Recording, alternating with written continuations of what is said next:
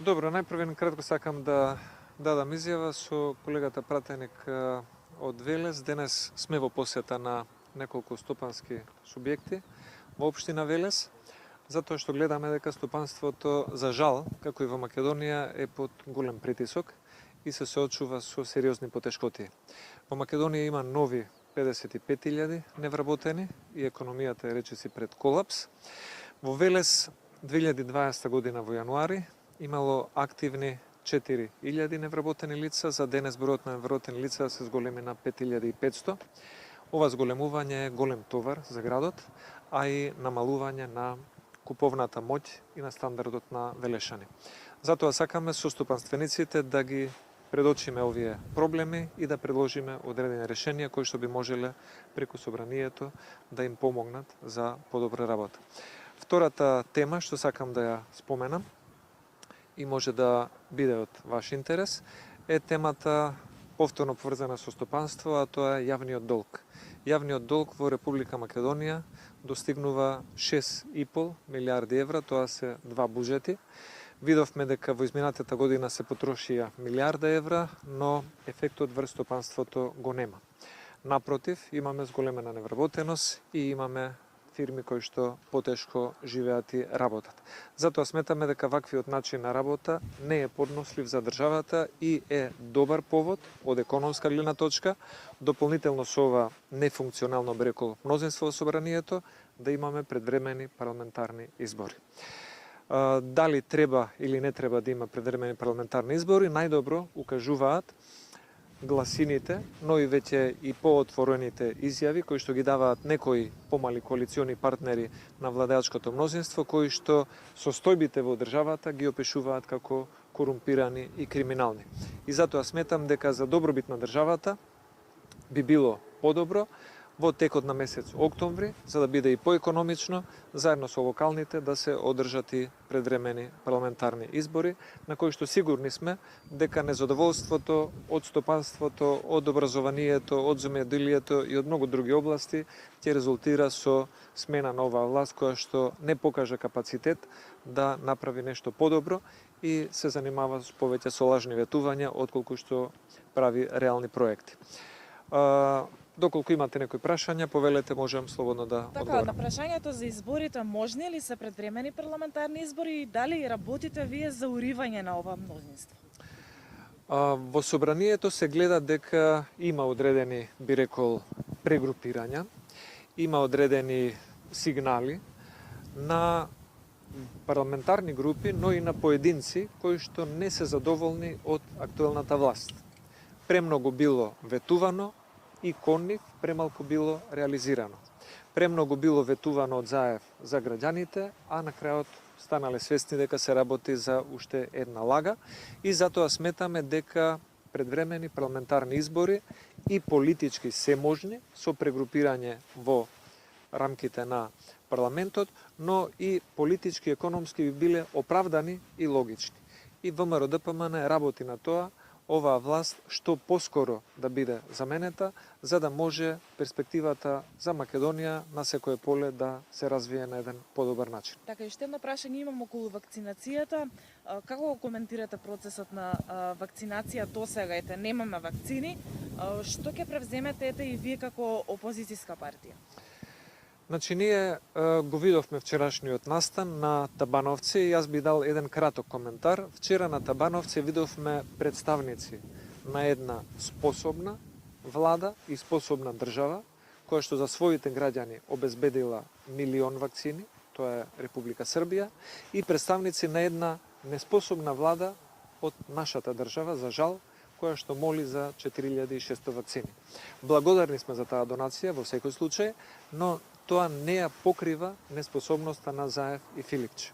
Сметаме дека таквиот однос да се проси за вакцини, наместо истите да се обезбеделе пред 3, 4 или 5 месеци, покажува дека на оваа влада провизиите и се поголем приоритет отколку здравието на граѓаните. И нашата порака е дека вакцинација заслужуваат не само еден дел на медицински лица, туку сите медицински сестри и лекари, вклучително и матичните лекари кои што се на линијата на фронтот со секој пациент. Не можеме да ги изоставиме матичните лекари како дел од системот. Се надеваме дека во тој дел ќе профункционира тоа како што треба. И друга работа што сакам да ја споменам е по однос на предлог законот, кога разговараме за собранието, исто е и предлог законот за личните карти, за личните документи. Гледаме тука дека има обид за филибастеринг по однос на тој предлог закон. Јас само ќе кажам дека за овој филибастеринг повеќе пратеници говорат во собранието дека стои нарачка на Зоран Заев, кој што дал одредени ветувања на некои коалициони партнери, кој што сега не може, не сака или не знае да ги исполни и се обидува процесот да го попречи. ВМРО-ДПМН има еден принципиелен став. После сите национални понижувања, ние сметаме дека би било делумно зачувување на националното достоинство ако во мојата лична карта пишува дека сум македонец, ако на мојот комшија му пишува дека е србин, албанец, ром, турчин или што и да е друго по националност, и тоа е за нас прифатливо, со една забелешка да не мора во личната карта да стои новата придавка на државата, бидејќи за истата има рок од 5 години, а тие 5 години од договорот Заев, Димитров и Ципрас не се поминати и не би требало во моментов да се реализираат. Немаме почнато ниту преговори со Европската Унија за да исполнуваме се и се што. И втората работа е што гледаме дека Заев преку левица се обидува овој процес да го одолговлекува. Видовме многу други процеси во собранието кои што бија ставени на брза трака. Ако Заев е убеден дека треба ваквиот закон да се донесе, преложен од БЕСА, ние го охрабруваме, нека ја искористи, како и многу пати до сега, брзата трака во собрание и ние ќе го поддржиме ова предлог законско решение, каде што ќе пишува секој кој што е македонец, албанец, турчин, србин, ром или влав, дека ќе му стои тоа во неговата лична карта. Затоа сметаме дека ова се работи за уште една манипулација, која што Заев ја прави се со цел да ги одбегне оние турбуленции кои што се случуваат во собранието, а го доведуваат парламентарното мнозинство на стаклени нозе. Вие како вашата политичка партија ги обвини министрите Спасовски и Маричич дека немаат НАТО безбедносен сертификат, они го демантираат тоа. Кој е вашиот коментар? Во дипломатијата и во безбедносните служби НАТО безбедносен сертификат или се добива или не ви го даваат без образложение. Оправдувањето од страна на владата дека никој не е одбиен писмено за НАТО безбедносен сертификат е релативизација на проблемот, во кој што се гледа дека двајца министри, едниот за внатрешни работи, другиот за правда, не добиле безбедносни сертификати, но лага е дека некој написмено ќе ви образложи зошто не сте добиле и дека тоа ќе ви го докажува. Таква обврска НАТО нема. Но за жал, за Македонија е хендикеп, ако двајца високи функционери немаат безбедносни сертификати, тоа ја прави државата во една подредена положба да не може да ги користи информациите од НАТО. Експертите кои што ја познаваат областа на безбедносни сертификати, особено во Северноатлантската алијанса, говорат дека може да бидете одбиен или да не ви се даде безбедносен сертификат ако сте соработувале со служба која што не му е наклонета на НАТО или ако сте вмешан во криминал или корупција. На владата е, на Министерството за внатрешни правда, да одговорат која е причината зошто овие министри немаат безбедносни сертификати и сметам дека ова сериозен безбедносен проблем кој може на некој начин да се нарече и безбедносен ветинг од страна на НАТО кон некои неподобни политички или безбедносни фигури во државата.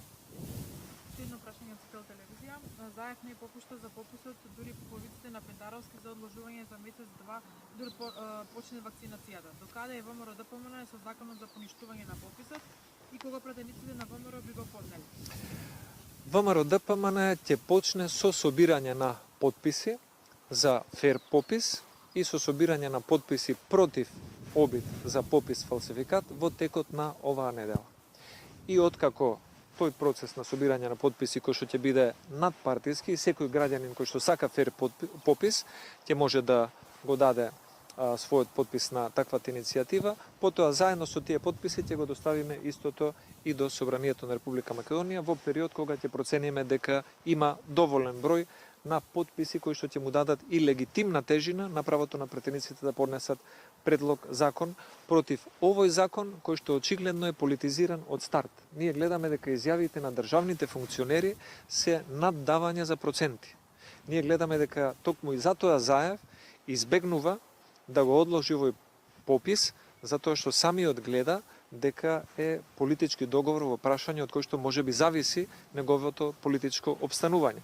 Но е многу неразумно во ваква ситуација, кога Германија, Бугарија, Србија, Косово, Шкотска, Чешка и многу други земји го одлагаат пописот, пред се од интерес на здравието на граѓаните, на здравието на попишувачите, на здравието на тие кои што треба да се попишуваат, Заев тера една агенда која што очигледно е политичка, етничка и се работи за договорени проценти за кои што зборат представниците на власта. Сметаме дека такво нешто ќе биде само на штета на Македонија и на довербата на граѓаните во нашата држава.